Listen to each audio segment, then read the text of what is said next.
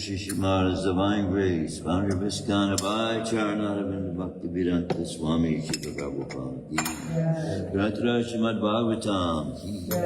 Their most merciful Lordship, Shri Vaikuṇṭha Vihari Ki, Shri Jagannath, Shri Baladeva Mahesabhadra Ki, Shri Nathaji, Shri Balagopal Ki, Shri Gaurnitai Ki, Nitai Go Premanand.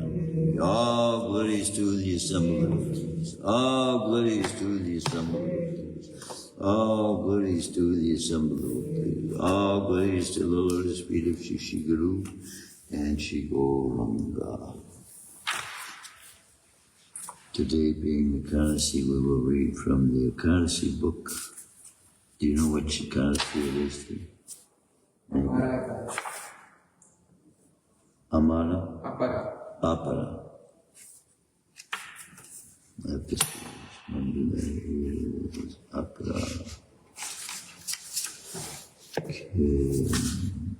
From there. Apara. Major, oh boy. 13, chapter 13.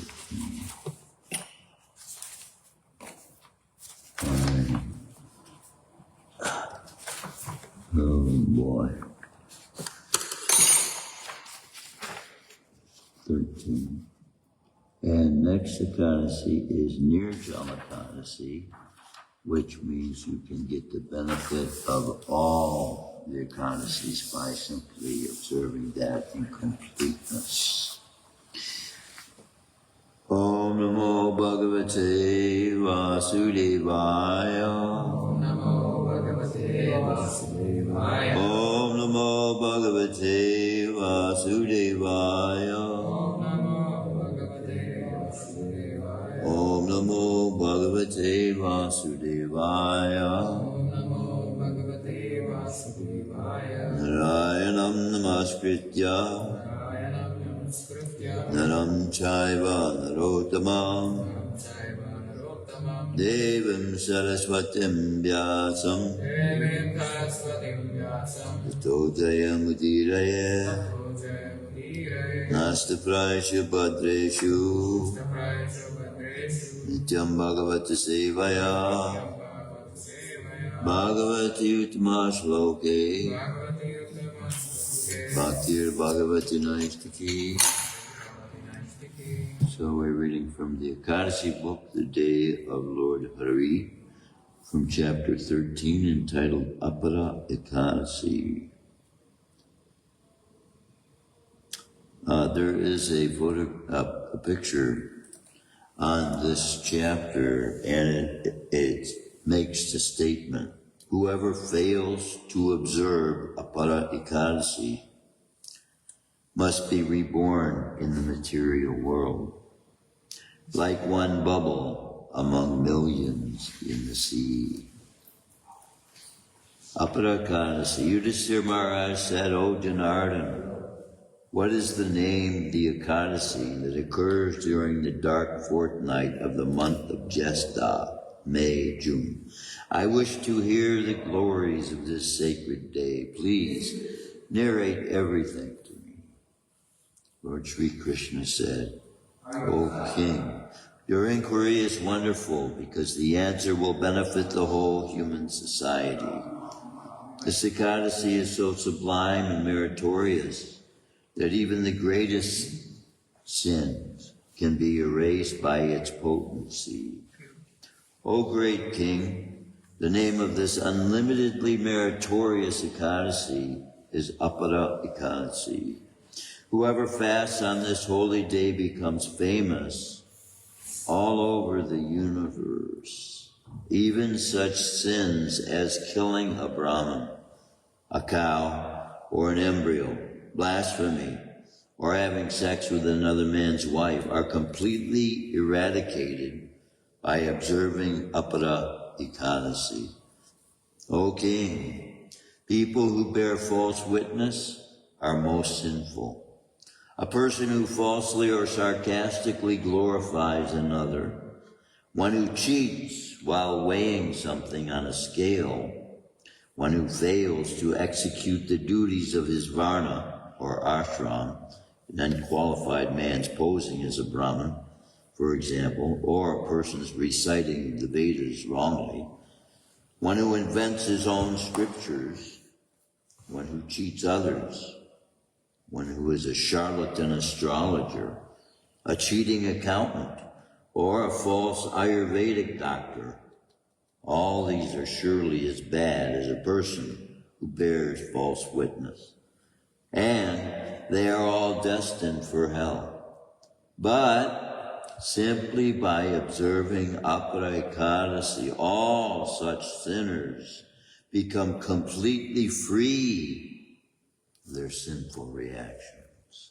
Warriors who fall from their Kshatriya Dharma and flee the battlefield go to a ferocious hell. But, O Yudhisthira, even such a fallen Kshatriya, if he observes fasting on Apara Ekadashi, is freed from that great sin and goes to heaven. That disciple is the greatest sinner who, after receiving a proper spiritual education from his spiritual master, turns around and blasphemes him. Such a so-called disciple suffers unlimitedly, but even he, if he simply observes Apara Ekadashi, can attain to the spiritual world. Listen, O King, as I describe to you further glories of this Ekadashi. The merit attained by one who performs all of the following acts of piety is equal to the merit achieved by one who observes Apara Ekadasi. Bathing 3 times a day in Pushkara Kshetra during Kartik, October and November. Bathing at Prayag in the month of Magha, January and February, when the sun is in the zodiac. Rendering service to Lord Shiva at Varanasi during Shivaratri. Offering oblations to one's forefathers at Gaya. Bathing in the sacred Gautami River when Jupiter transits Leo. Having darshan of Lord Shiva at Kedarnath. Seeing Lord Badrinath when the sun transits the sign of Aquarius. Bathing at the time of a solar eclipse at Kurukshetra, and giving cows, elephants, and gold there in charity. All the merit one gets from performing these pious acts is gained by a person who observes the Apara Ekadasi fast. Also, the merit attained by one who donates a pregnant cow along with gold and fertile land is attained by one who fasts on this day. In other words, Apara Ekadasi is an axe that cuts down the fully matured tree of sinful deeds. It is a forest fire that burns sins as if they were firewood.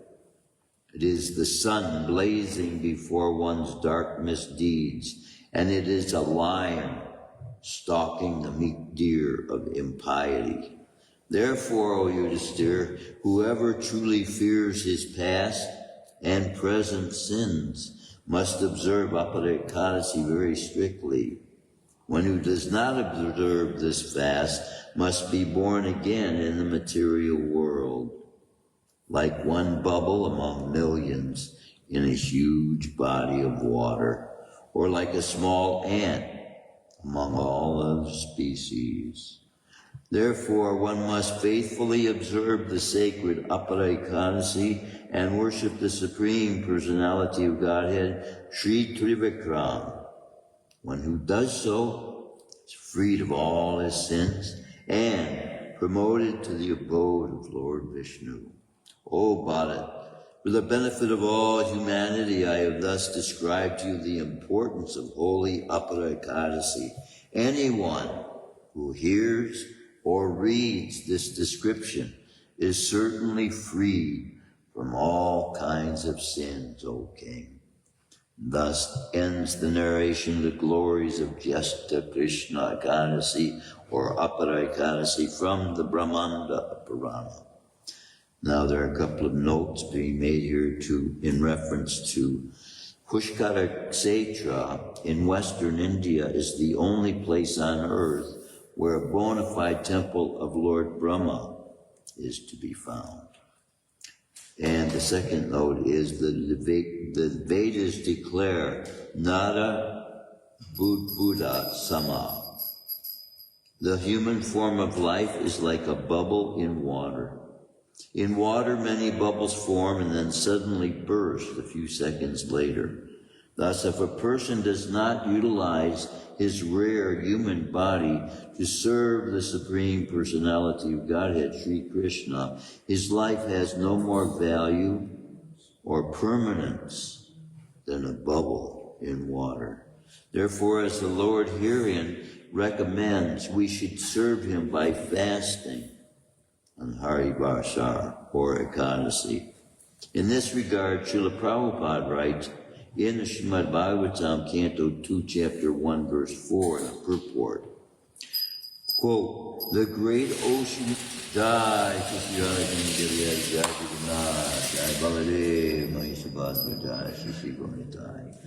the great ocean of material nature is tossing with the waves of time, and the so-called living conditions are sometimes like foaming bubbles, which appear before us as bodily self, wife, children, society, countrymen, etc.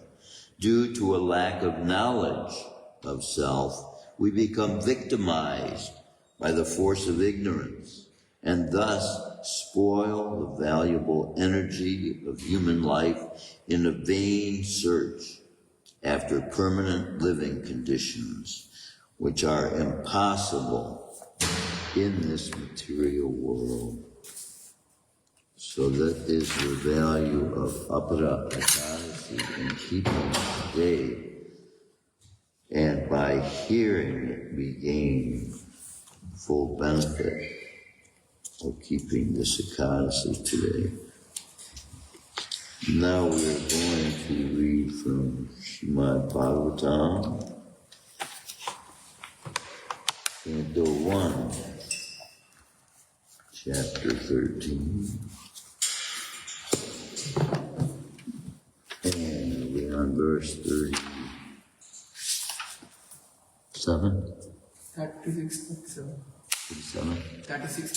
36 and 37, okay.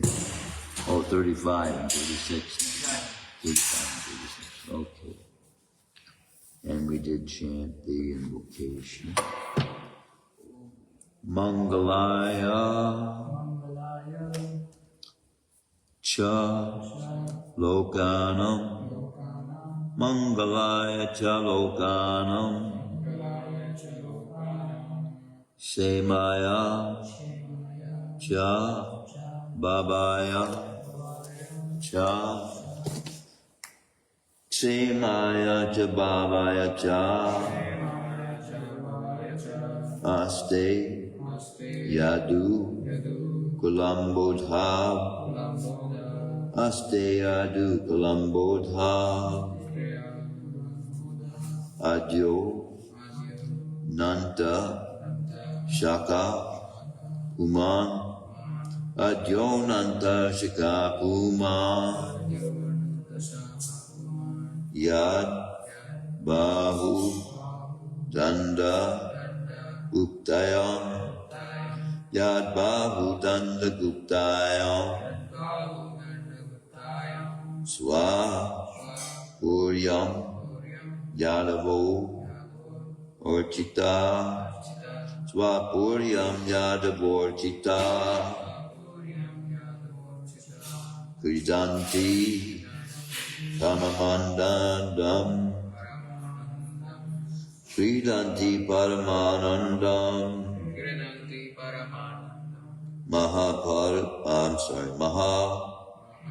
Mahaparushika Eva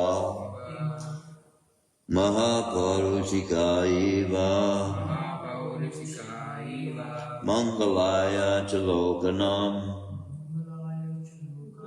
Mangalaya Chalokanam Semaya Cha Bhavaya Cha Semaya Cha Bhavaya Cha Aste Yadu Kalambodha Aste Yadu Kalambodha Adyonanta Chakapuma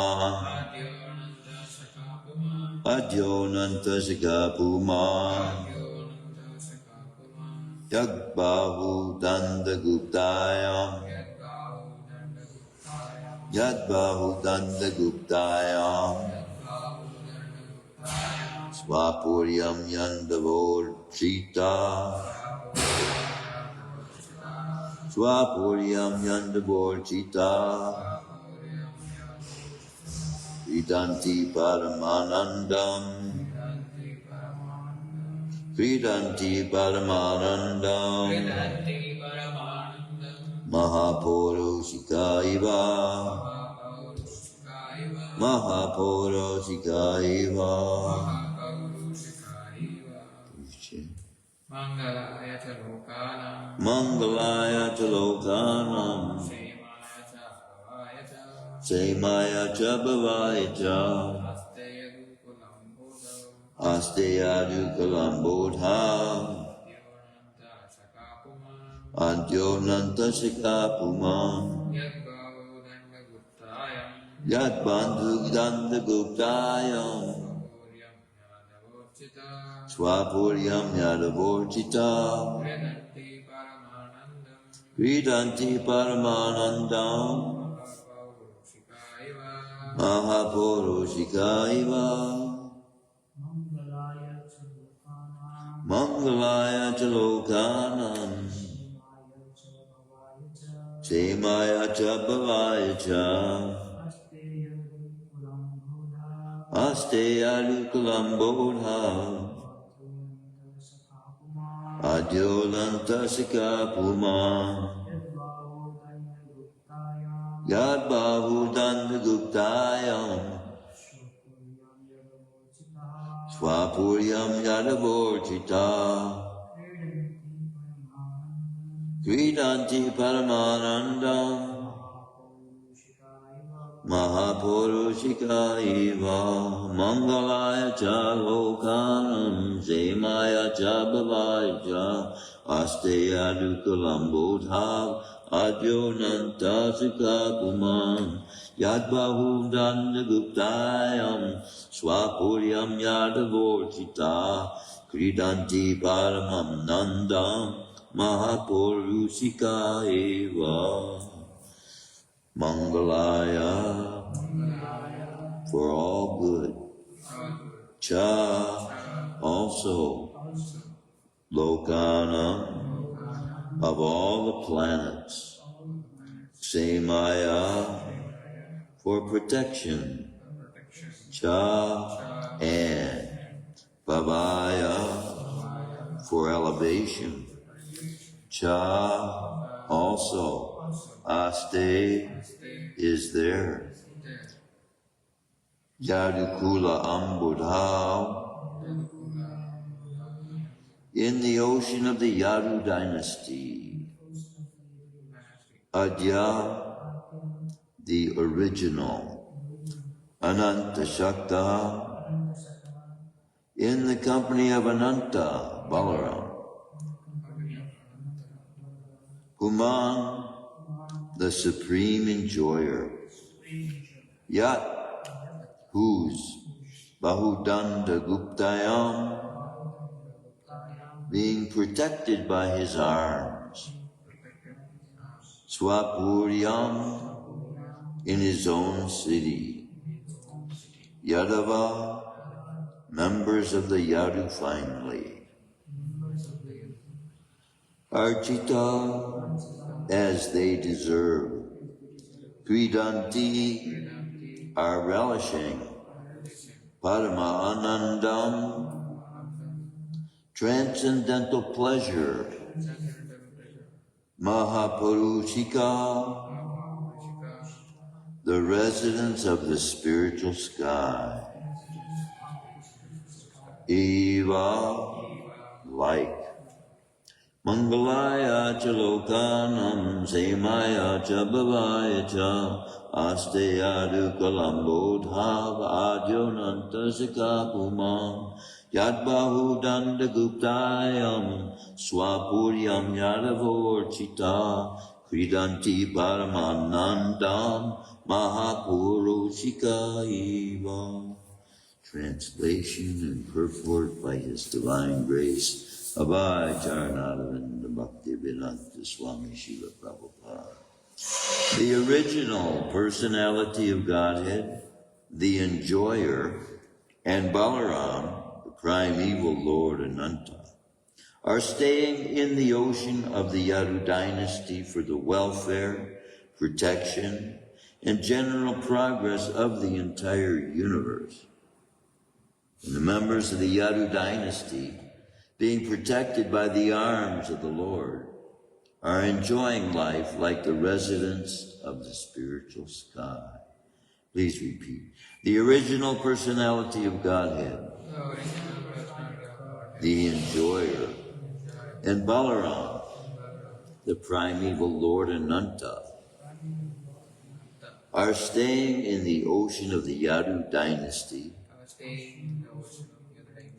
for the welfare, protection, and general progress of the entire universe. And the members of the Yadu dynasty, being protected by the arms of the Lord, are enjoying life like the residents of the spiritual sky.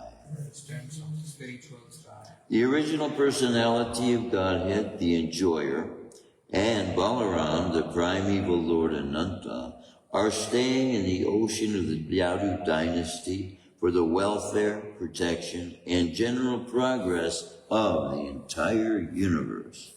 And the members of the Yadu dynasty, being protected by the arms of the Lord, are enjoying life like the residents of the spiritual sky. Purport. As we have discussed many times, the personality of Godhead, Vishnu, resides within each and every universe in two capacities, namely as the Garbhodakṣai Vishnu and the Kshirodakṣai Vishnu. The Kshirodakṣai Vishnu has his own planet on the northern top of the universe, and there is a great ocean of milk where the Lord resides on the bed of the Ananta incarnation of Baladeva.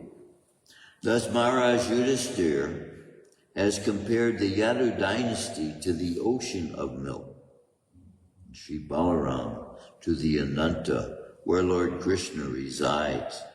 He has compared the citizens of Dvārakā to the liberated inhabitants of the Vaikuṇṭha lokas.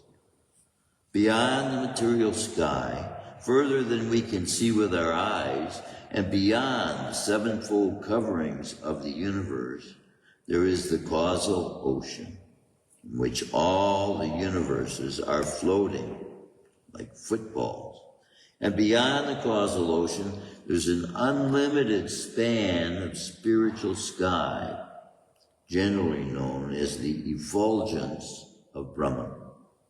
Within this effulgence, there are innumerable spiritual planets, and they are known as the Vaikuṇṭha planets. Each and every Vaikuṇṭha planet is many, many times bigger than the biggest universe within the material world. And in each of them, there are innumerable inhabitants who look exactly like Lord Vishnu. These inhabitants are known as the Mahapurushikas, or persons directly engaged in the service of the Lord. They're happy in those planets. As Namacharya and Lord Chaitanya being seen as situated on a golden throne, it seems evident to me that Lord Chaitanya has been given the throne that Lord Brahma was seated on. And so the souls that Lord Chaitanya is bringing back with him to the Vaikuṇṭha realm is going to last only for that period of time that he sits on that throne, which we have as 10,000 of our years. 10,000 demigods' days, maybe. But I didn't see Lord Brahma's days. This might just be 20 minutes. Lord Brahma's time, because he's seated on Lord Brahma's throne there. So this is how the whole universe can be taken back while simultaneously future generations will remain. And Brahma still being the most advanced soul in the universe besides Krishna himself, he still is retaining that position as Brahma in the universe, even though Lord Chaitanya, by prayer of Murari Gupta, is bringing back a group of souls from the entire universe to the Vaikuṇṭha realm. Now, when we read in Bhagavad Gita, much of the exchange going on between Arjuna and Krishna is having to do with heavenly planets. And that is all what most of the participants in the battle itself, on both sides, had in their minds to be able to obtain by their participation in this battle. They were hoping to gain the heavenly realms. From the account given in Mahabharata, Yudhishthira actually saw Duryodhana given such a form of liberation in a heavenly situation. So, for a devotee, liberation to the heavenly realms is like hell, because the lifespans there, compared to the extent of time we spend here, are thousands of our years.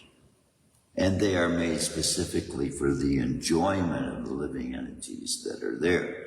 That's why these demigods want to take residence on this planet, because we are not in the same set of circumstances. Living entities here want to take residence in the heavenly planet. Those in the heavenly planets who know the pastimes of Lord Chaitanya want to take residence here. So, see, looked at from full knowledge that we are given from the testimony that these demigods are looking to take residence here, gives us a perspective that we are even in a more opportune situation than demigods are, because they have to wait till the length of their lifespans before they come to this planet to take part in Lord Chaitanya's Sankirtan movement. But Lord Chaitanya, being in the disciplic line, when he is finished with his pastimes in this universe, then still he will have that pure relationship with Krishna, and thereafter will then go on. Let's see, being our Acharya, then he's fulfilling a position in the universe that nobody else can fulfill the position of. He's the head father, Acharya. Now, I was speaking last time I gave class about the melting of the ice caps and the devastation that's going to bring for people who are not prepared for it. And then I was explaining about Edgar Cayce's vision. It goes right in line with the Indian viewpoint. Indian meaning, I'm meaning Eastern Indian from India. The philosophers of India are saying that next year is the year. Edgar Cayce is saying that the catastrophe is going to be such that the Great Lakes are going to be over-flooding and can even cause a big schism in the nation called the United States. So, as devotees, we continue our service irregardless of the external circumstances, and we know and have faith in the Supreme Personality of Godhead, that irregardless of what happens to these bodies, that we are engaging in that energy of Krishna's own internal potency, that we are engaging in, which is the chanting of the holy names. For the most part, the chanting of the holy names is the force of deliverance. That's why we take the vows to chant 16 rounds. It's a primary, absolute, you could say, foundation of what we stand on as our beliefs and the means for, in this age, for all living entities manifesting in the universe to go back to Godhead. So we should do everything we can to find the means of engaging in that service by requesting the Supreme Person to allow us the privilege to engage. And that's what the chanting is, a prayer. And I was analyzing last time I gave class as well. See, most practitioners of what we are accrediting with being, quote unquote, a spiritual path. Even though most of these paths are not distinguishing between spiritual energy and material energy and have no knowledge of the difference. By their application in their lives of engaging in the same manner every non-believer is engaging in, to accumulate in the same manner the same benefits that they are engaging themselves in for. The same way that on the battlefield of Kurukshetra, the participants were engaging for the benefit of gaining the kingdom of heaven. Those people now engaging in activities in the material world with the same aim are engaging in what we are calling Varnashram Dharma. They are engaging with the hope that their activities in this life will be such that will enable them to have a higher experience after this life. And for the most part, that is being promoted as a dwelling in the heavenly realms. We have, in Bhagavatam, explicit descriptions of the cities, C-I-T-Y, C-I-T-I-E-S, not S-A-D-D-H-I. The cities of God that, the heavenly cities, and the nature of the consciousness of the living beings that are living in those cities, which is what makes those cities the glorious dwellings they are, is the activities that the inhabitants are taking part in there. So, as described in Bhagavatam, when you walk through any one of these cities of Krishna, in which all the inhabitants are engaging in for the purpose of pleasing him, the breath that you breathe immediately gives you an experience of consciousness because of the particular types of flowers that are growing there for his pleasure. For all the inhabitants to be able to use those flowers as offerings to Krishna, from whom this energy is coming from, for these to be enabled to have life. And these flowers, our bodies are giving off stench for the most part by the decomposition of the things we put into it. In those heavenly realms, where there is not such substances, still there is decomposure, but it's in a much more minimalized nature so that the living entities can enjoy to the extent possible there in those realms made for that purpose. But the realms beyond this entire universe altogether, beyond the Brahmajyoti, that's where the chanting of Hare Krishna brings us, conscious-wise. Whereas the limitations of chanting Om, for example, keeps one's vibrational experience. One's experience of the vibration is limited to that realm called the Brahmajyoti, which, see, it's the same thing, that desire to be in the heavenly realm. It's the same desire these yogis have to be one with the Brahmajyoti. And in effect, it's like saying, hey, you're going to be God, right?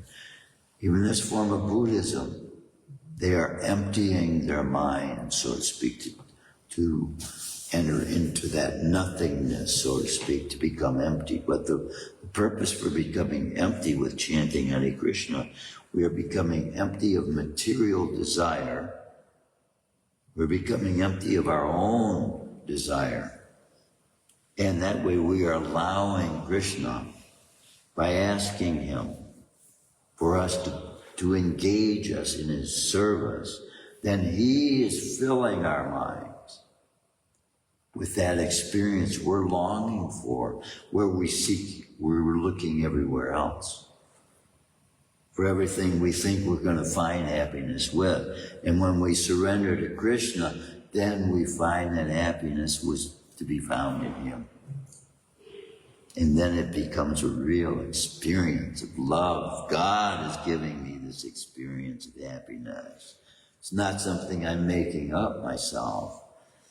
It's the pleasure of God in us, the glory of God in us, the power of God in us, the knowledge of God in us, sharing this body, this consciousness even with us, and having the purpose for coming here to be able to do just that, give us and share with us that relationship that all these spiritual writings are given to humankind to develop in human beings, that relationship. And it's that relationship we're longing for in seeking one another's companionship as well. It is actually God we're looking for in the completeness. And it's because of that failure for any of us to meet the exact qualifications of God, the exact qualities of God, that we find ourselves lacking when we think our partner is going to give us that satisfaction that we're hoping for perfection to find in another. So then when we don't see that in our partner, and then our misconceptions about their perfections, their misconceptions about our perfections start to work against each other, and then we start to get in arguments, and we don't see beauty in each other anymore. And then, see, this is the difference. Someone was asking me the difference between Vani and Vapu. When you're engaged in the devotional service of Krishna through the instructions of the spiritual master, at a distance, it's very difficult, except by your own tongue, to commit offenses against him, which you can very easily do in his presence. You can step on his foot. You can poke him and not even realize you're doing it, you know. You can say something offhand in his presence that you wouldn't normally commit the offense of by serving him. And if you serve him to the extent that he is hoping you will greatly please him and thereby please Krishna. And in that we gain pleasure in our hearts that will bring the satisfaction we're longing for. See, a lot of devotees got personal association with Srila Prabhupada, while other devotees were out distributing books. Both have their value. Neither one can be minimized, because those that gain personal darshan with Krishna, with Srila Prabhupada, of course, see, slip of the tongue, they're actually gaining personal darshan with Krishna too, by the confidential knowledge that Srila Prabhupada was giving them by every moment, the words coming out of his mouth being directly from Krishna, everything they were needing that moment for their spiritual development, being their spiritual master, someone completely foreign to them without their knowledge whatsoever, bringing each and every one of his students from the very most basic steps of spiritual understanding, and then enabling them by taking those initial steps to be able to see clearly all the way up to the top realms, which Krishna is giving us knowledge of, revealing we are giving and we are receiving knowledge beyond that which even those in the spiritual realm, in the heavenly realms, are having knowledge of.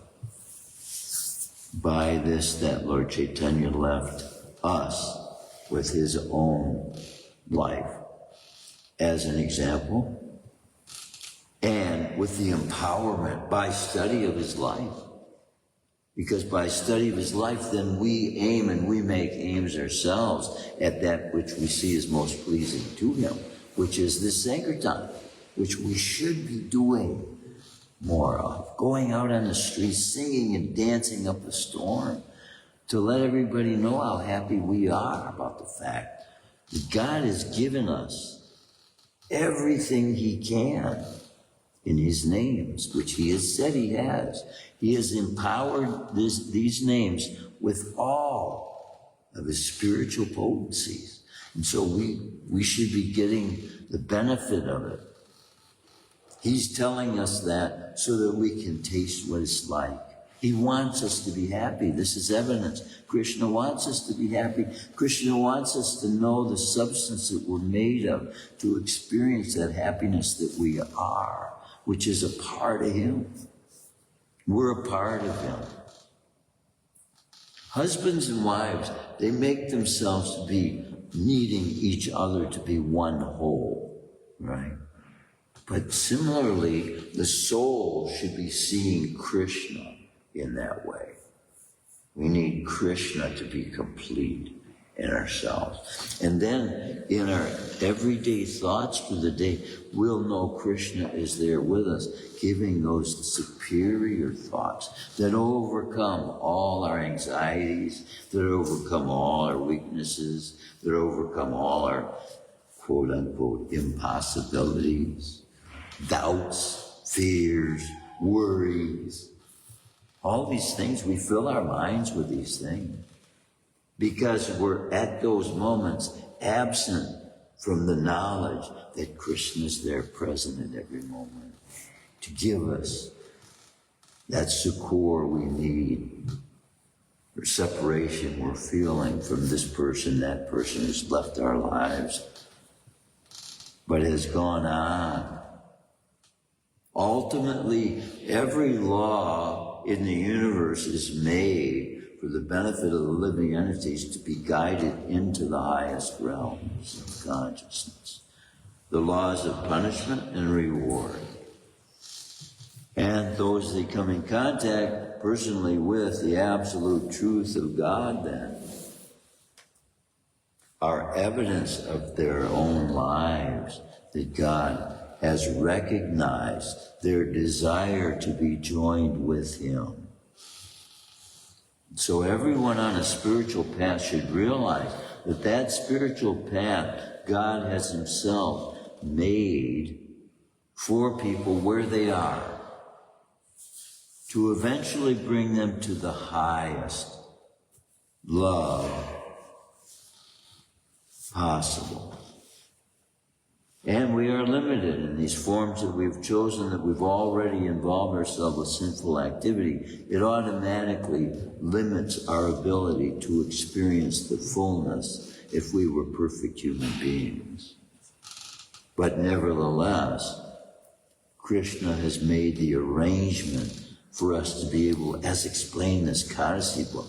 Isn't it amazing how he explains how sinful we could have been? Which I think for the most part, when we read these exceed even the kinds of sins we've known ourselves to be engaged in this life. But there is a very good chance, by the fact that we are now facing death, that we have previously in other lives engaged in these most heinous acts being described as being fed to us. We're being spoon-fed with sugar coating, so as to think of these things as only pertinent to sins that others have committed. So we can have some sense of integrity in our minds about ourselves, but we are ourselves having to realize why we are seeing death before us. Because death is not in the eternal realm where we are aiming. We have been sentenced to it. But even with that sentence now, we can come to this state of approval with Krishna that he will allow us to choose. By freeing us from the karma that we were due now frees us from the force that would have otherwise been upon us to have to die for. Now serving Krishna, we have only to live for. We have a purpose to live for now. That purpose we were sent here to die for has been removed. That's the nature of the path of bhakti. It is an eternal path. So once you're on that eternal path, bodies may come and go, but you're on the path eternally. And that's the hope, that's the love, that's the faith we have in Krishna to experience every day, drawing closer to that moment where we'll see Krishna face to face. Lovingly, he embraces his devotees.